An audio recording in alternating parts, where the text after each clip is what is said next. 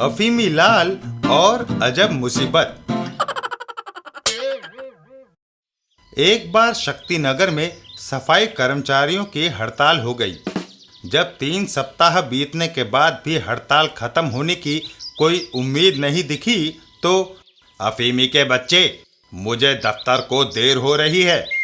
शाम को मेरे लौटने तक ये सारा कूड़ा यहाँ से गायब हो जाना चाहिए, वरना आज तेरी खैर नहीं। अफीमी लाल: हाँ, मशीनी से भला कौन डरता है? लेकिन इस कूड़े की दुर्गंध से मेरा भी चैन से सोना असंभव हो गया है। और अफीमी लाल उस कूड़े को घर से बाहर ले चलता है। मुझे इस कूड़े को ठिकाने तो लगाना ही होगा, लेकिन मेरी समझ में नहीं आ रहा है कि मैं इस कूड़े को फेंकूं कहाँ। और अफीमी लाल एक वीरान पार्क में जा पहुंचा। हे, यहाँ आसपास कोई नहीं है, ये जगह बढ़िया है। अफीमी लाल तुरंत अपने काम में जुट जाता है। इन झाड़ियों के पीछे कूड़ा डाल देता हूँ, किसी को पता भी नहीं चलेगा। हे। संयोग से उन्हीं झाड़ियों के पीछे हवलदार गजब सिंह आराम कर रहा था। आए, ये क्या? छिपकली के दुम, क्या ये कूड़ा डालने की जगह है? खबरदार, जो इस पार्क में फिर कभी कूड़ा डालने की हिम्मत की, उल्टा लटका दूंगा पेड़ से, समझा? गलती हो गई हवलदार जी, मैं अपना कूड़ा वापस ले जा रहा हूँ।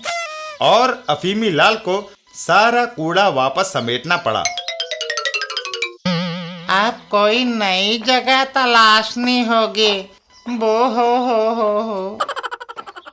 तभी अफीमी लाल के दिमाग में एक आइडिया आता है।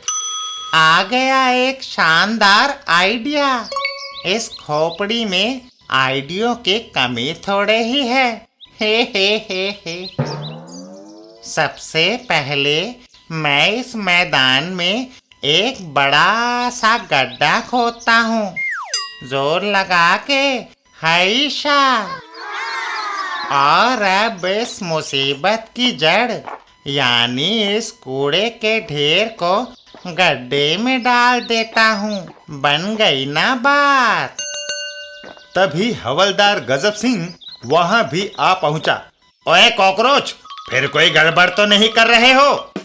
कोई गड़बड़ नहीं की हवलदार जी, मैंने ये गड्ढा खोद के अपना कूड़ा इसमें डाल दिया है। हे। बहुत खूब। अब जरा ये बताओ कि इस गड्ढे में से निकली इस मिट्टी के ढेर को क्या मेरे सिर पर डालोगे? हैं? आए, ये तो मैंने सोचा ही नहीं था।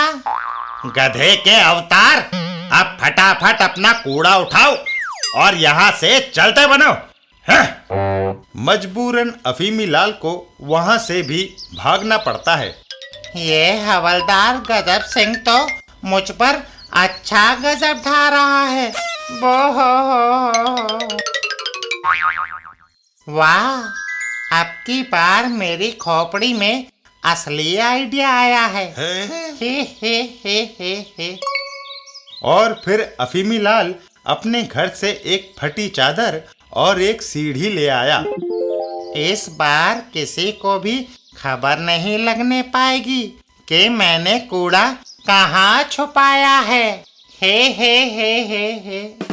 अफीमी लाल पेड़ पर चढ़कर कूड़े की पोटली ऊपर शाखों पर रख देता है। चलो, आखिर मुक्ति मिली इस दुर्गंध के ढेर से। ही। अफीमी लाल खुशी खुशी वापस चल देता है। अब घर चलकर नहाऊंगा और फिर चैन से खर्राटे बजाऊंगा। ला।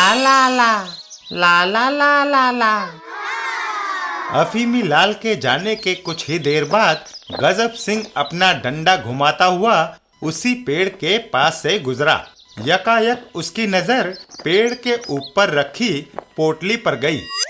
पेड़ के ऊपर वो गठरी भला किसने छुपाई होगी? गहरा रहस्य लगता है इसमें। अभी 1 सप्ताह पहले ही शक्ति नगर में एक जौहरी के घर चोरी हुई थी। कहीं इस गठरी में वही चुराया हुआ माल तो नहीं है? ये विचार दिमाग में आते ही हवलदार गजब सिंह खुशी से उछल पड़ा। मिल गया, याहू! वो झटपट पेड़ पर चढ़ गया। हे, कल सारे देश के अखबारों में मेरी फोटो और बड़े बड़े अक्षरों में मेरा कारनामा छपेगा। हवलदार गजब सिंह पोटली को पेड़ से नीचे उतार लाता है। मैं पूरे देश में मशहूर हो जाऊंगा। लोग अमिताभ बच्चन की तरह मेरा भी ऑटोग्राफ मांगेंगे। हवलदार झटपट पोटली को खोलने लगता है। मुझे हवलदार से कोतवाल बना दिया जाएगा। मेरी तनख्वाह दुगनी हो जाएगी। लेकिन पोटली के खुलते ही हवलदार के होश उड़ जाते हैं। कूड़ा! अभी अफीमी लाल अपने घर भी नहीं पहुंच पाया था कि चमगादड़ के चाचा, ठहर! अभी जाकर अपना कूड़ा वहां से उठाओ। अगली बार अगर मुझे तेरा वो कूड़ा दिखा तो तू भगवान को प्यारा हो जाएगा, समझे? जी समझ गए हवलदार जी। वो और फिर वही होता है। अफीमी लाल को सारा कूड़ा उठाना पड़ता है। हे भगवान, अब तू ही बता मैं क्या करूं इस कूड़े का? हाँ। अफीमी लाल पूरी तरह से निराश हो चुका था। तभी वाह, आखिर भगवान ने मेरी प्रार्थना सुन ही ली। ये गड्ढा तो पहले से ही खुदा हुआ है और ये काफी गहरा भी दिखता है। हे। और अफीमी लाल ने बेधड़क अपना सारा कूड़ा उस खड्डे में डालना शुरू कर दिया। इस बार वो हवलदार का बच्चा मेरा कुछ नहीं बिगाड़ पाएगा। सारा कूड़ा गड्ढे में डालने के बाद बहुत थक गया हूँ। मेरा नरम नरम आरामदायक बिस्तर भी मुझे बुला रहा है। आ जाएगा खर्राटे मारने का असली मजा। वो गड्ढा असल में चींटियों का बिल था।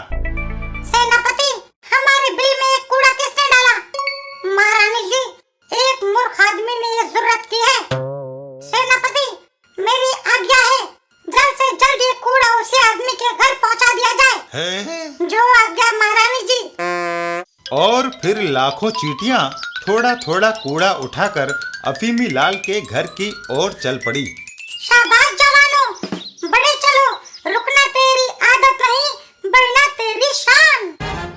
लेकिन अफीमी लाल इन सब से बेखबर आराम से अपने घर में खर्राटे बजा रहा था। तभी अफीमी के बच्चे, ये तूने क्या किया? क्या हुआ अब? घर के अंदर फैला हुआ कूड़ा देखकर अफीमी लाल के होश उड़ गए। मैंने तुझे ये कूड़ा कहीं बाहर जाकर फेंकने के लिए कहा था और तूने सारा कूड़ा घर के अंदर बिखेर दिया है? यह कैसे हो सकता है?